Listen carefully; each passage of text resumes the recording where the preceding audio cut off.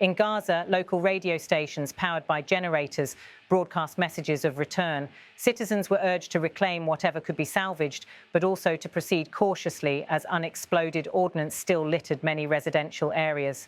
Civil engineers from the Palestinian Red Crescent described entire districts as beyond repair. For Trump, the diplomatic momentum was an opportunity. With his Middle East envoy Steve Witkoff and Secretary of State Marco Rubio coordinating closely with regional partners, the administration sought to position the United States as the indispensable broker of peace.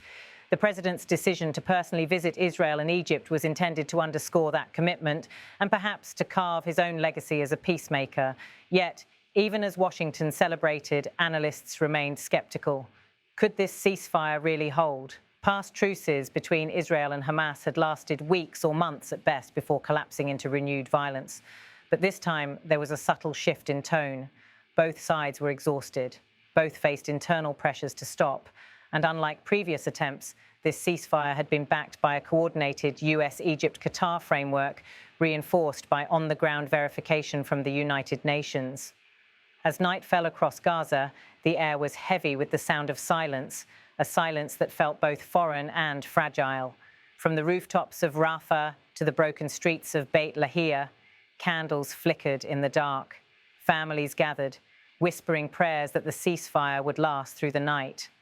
Back in Washington, Trump's day ended with a short message to the press corps as he left the White House.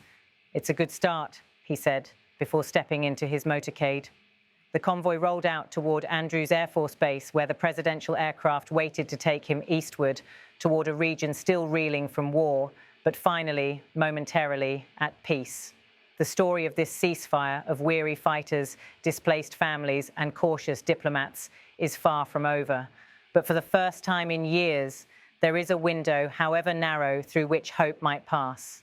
As Trump's plane prepares to land in Tel Aviv, the world watches closely. The next 72 hours, those that will determine whether hostages return home and whether the ceasefire holds, may well define not only the fate of Gaza, but also the legacy of the American president who believes, simply yet powerfully, that it will hold.